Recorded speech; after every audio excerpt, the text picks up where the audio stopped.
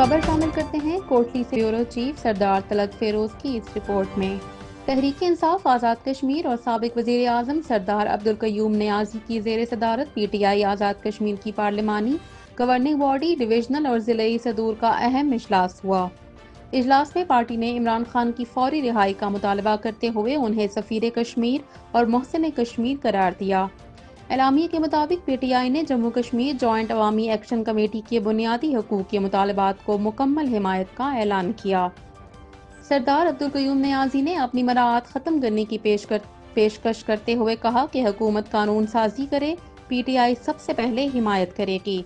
Party ने हुकूमत को मौजूदा बहरान का जिम्मेदार करार देते हुए कहा कि फौरी मुज़ाकरात किए जाएं और मुआहदों और नोटिफिकेशंस पर अमल दरामद यकीनी बनाया जाए। साथ ही साइफर मामले पर सुप्रीम कोर्ट के जजेस पर मुश्तमिल जुडिशल इंक्वायरी कमीशन बनाने का भी मुतालबा किया गया।